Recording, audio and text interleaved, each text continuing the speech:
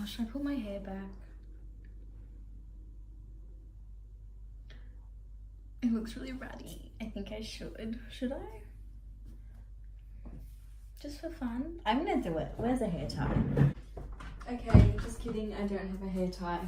Hello everyone. Welcome back to my channel. I am doing... Okay, let me just get comfy because this is not happening. Okay.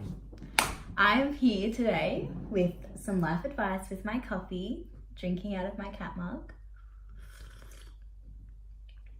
I am going to be doing a how to be a happy, positive queen.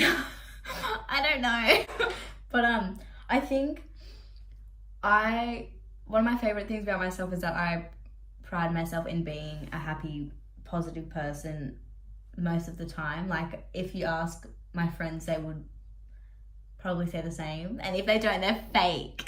But I do pride myself in being a happy, positive person. So I'm gonna give you my life tips on how I do that. Okay, step one. My favorite thing to do every morning and night is that I like to meditate. I've gotten into meditating, I think it was like maybe around 6 months ago, and ever since I've done that, I've just been so much happier. You can do it, you can meditate a lot of different ways, but my favorite way to meditate, I will use I will use the app called Headspace. You have the free version. It gives you like limited amounts of little packs that you can use that, like, they have, for example, I think they have like a happiness one, they have like a anxiety one, appreciation, sadness, like they have a whole bunch of stuff. Okay, so I'm annoyed at myself because I only named a few of the things that Headspace has, but here's a screen recording of some of the other things that they have. They have so many, and I feel like I need to share everything they have because it's such a good app, and it's like money well spent. Like, it is the best thing I've ever spent my money on. So here you go, here's a cute little preview of it. And you get, I think when you have the free one, you get the first one is free of each pack. Which is what I was doing for a while, but then I was like, I'm just gonna pay $150 to have a year's supply of meditating, and I think it's the best thing I've ever done. It's such an investment, and I think it's such an important thing. I know some people that don't like meditating because they don't. I don't actually know why, but I'm not gonna push it on everyone, but that's just what I like to do, and I think it's really important. It's for me to stay present and not to have my mind just going everywhere and living in the past or living in the future. So yeah, I'm pretty sure there's brain scans. I might even insert a brain scan to see like before people meditate and after a few months of doing it regularly. Okay, so I'm just gonna make this short and sweet because I don't think anyone really cares to learn much about the brain, but the frontal lobe, as you can see in the diagram, it's the most evolved part of the brain that responds to reasoning, planning, emotions, and self-conscious awareness. And when you meditate, this part of the brain gets turned off, allowing you to be more mindful and more present. Yeah, meditating definitely helps me. Another thing that I do is I like to journal, whether it be just like writing about my day. So what I like to do, so I have this little diary, really cute. It looks like a little fun Indian, I don't even know, like a fun Indian little pattern. I have no idea, but it's so cute. But I use it to journal and like write just my whole life story. So I will journal. I'll try to journal every day, but it doesn't usually happen every day. So I'll do it a minimum of three times a week. So I write about my day, and then I list either 5 to 10 things that I'm grateful for that happened that day. Things I'll write about can be like as simple as like having fresh drinking water, or just having parents that love me and support me through everything. My job, like just anything, really, just you can be grateful for like literally everything and anything. So I love doing that.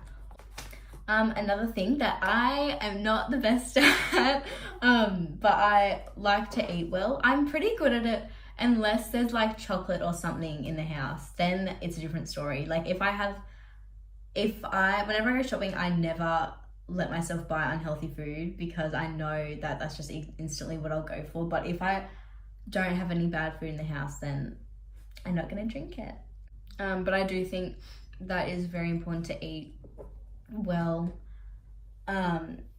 Obviously, because whatever you put into your body is, you need nutrients. You need to nourish your body. So yeah, I try as hard as I can to do that. My next thing that I have to really focus on is my sleeping pattern.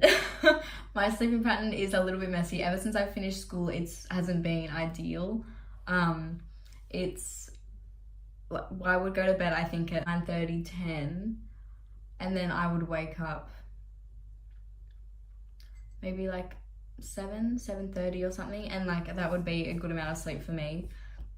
But ever since finishing school and like now it's holidays and I'm like living my party life, it's not as good. And I can definitely see that it's been affecting me, not drastically, but definitely affecting my mood. So I really try and keep my sleeping pattern as regular as I can. Another thing that I really suck at, but I know I need to do it, but I just can't because I'm just lazy, is exercising. And obviously this is a big one, like everyone knows this, that exercising releases pheromones into the brain, making you more happy, blah, blah, blah. I never can really bring myself to go to the gym just because the gym makes me so anxious. Like I hate the judginess of like girls and like when guys show off, like they're like, oh yeah, my muscles. Like I hate it. It just, it makes me cringe. I hate it so much, but that's just every gym. You're gonna get that anywhere, so you just kind of gotta get over that, but it's whatever. But if I can't do that, I'll try and just go for walks, or like I'll just do at-home workouts. Like I try to, I'm not the best, okay, don't come at me. Another very important thing that I think that got me into caring so much about like my mental health and just my health in general, is a book. I don't actually have it here, but it's a book called Chicken Noodle Soup. I got it from my family in America, and I think I got it when I was about 14 or 15, and that's when I really started to get into being like caring for yourself, because literally your body is your temple. Like you are here, like this is your home that you have to live with for the rest of your life. Like you can't get a new one. You can get like plastic surgery, you can get bum implants, and get whatever, but like you're gonna be stuck in your body forever, so you need to make sure that you're nourishing it and doing the best that you can for it. That really like tipped me over the edge. I was out in Newtown and I was going secondhand shopping, and I found this book called You Were Not Born to Suffer. Love Yourself Back to Inner Peace, Health, Happiness and Fulfillment. It's a really good book. I really enjoyed it. I've read it, I think, a few times. I think I've read it twice or 3 times. At the end of every chapter, it will have affirmations in it, or like healing questions. It's a really good book. I really enjoy it. My next thing is self-respect, and I think like being able to respect yourself enough to say no. This took me so long to finally just to get into my head. It seems easy, but it's not. Like it can be so difficult. It's taken me so long to finally just learn how to say no. Just because you need to, for me, I think I need to prioritize my time with things that make me feel my happiest. And at just some points in my life, just going out and drinking isn't my happiest. Like I think saying no will make people not like appreciate you more, but just respect you more in the way that you're not gonna give up all of your time just to do. Okay, say like you have an exam in a few days and someone asks you to go out and you're like, oh no, and like you want to say no, but you just can't because you don't want to hurt their feelings, so you end up saying yes, and then you fail your exam because you didn't say no. But easily you could have just said no and just been like, look, I would love to, but I would love to reschedule for another time instead because I have to study for this exam. Like, it's not just saying no and being like rude about it, it's just explaining why you need to prioritize your time. Anyway, that's just a part of respect to this little thing. But also respecting yourself, as in knowing who and what's good for you at what time in your life. I sometimes notice that some people won't be making me the happiest that I could be, if that makes sense. So just sometimes I'll just need space from people, and that's fine. Like, that is so fine. And I'm sure like my friends would probably want the same with me, that they'd want space from me because I'm just not making them the happiest, and that is okay. But I think it's just important to explain to people that that's how you're feeling at that point in time, and that you're not trying to be a bitch, you just want your time. Also, another thing, sometimes I will find myself getting very anxious, which I won't know why, but like, now that I'm like not freshly, like I'm still like kind of new to being 18 and being able to go out clubbing with my friends, drinking is a big thing nowadays. It's like, it always has been, but now that you're 18, like, you go out regularly, and I'm not sure about other countries, but I know Australia is very well known for its binge drinking, and that's just what happens. Like, when you go to parties, you just drink. Like, people have beer bongs and like expect you to scull like a full drink in 2 seconds. Like, it's a hot mess.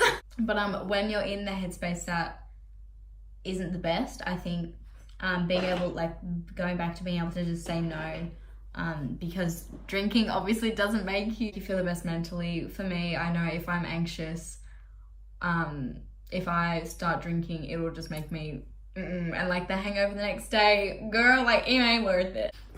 So I just finished filming, and then I was like, hold on, there is so many more things, but I was like, I'm just gonna keep it short. So I don't know why I didn't say this, but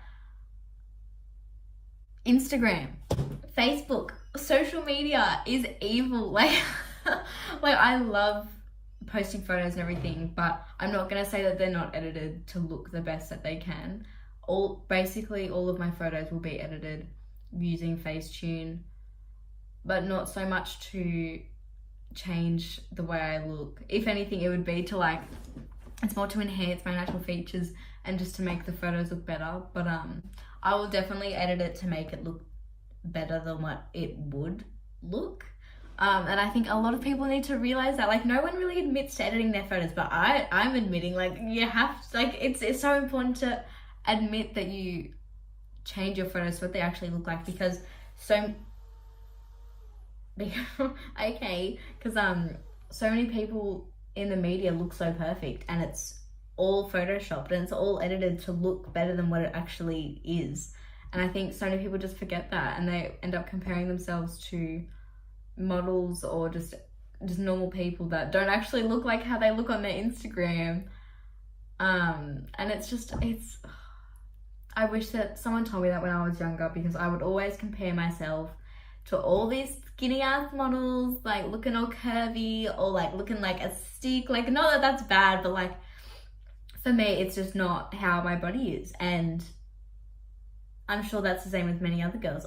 It's so important to realize that everything that you see that is like by someone famous, it's gonna be edited, and it's just so important to know that. I wish someone just told me that when I was little and growing up. I'm just lucky that I'm happy with myself. Not so much lucky, more just I'm glad that I've gotten to the stage where I am now, where I can just accept myself for me and not compare myself to other people, which is really hard to do. It is so hard. It's taken me years, and I still got plenty more things to work on, but I still, like, I'm here and I'm happy, so that's great. But yeah, I just needed to add that little bit in. But that is really important to how to be your most happy and positive self, is just to accept yourself for you, which is really hard, but you can get there. I think everyone can get there eventually. It's just a journey, and it is a fun journey. It's a hard journey, but it's a fun one, and I think everyone can get there. So anyway, that is my video. Thank you so much for watching. I just needed to add that little last bit because it's so important. I was like, how can I forget? But anyway, that's my video. Thank you so much for watching. I will see you in my next video. See ya.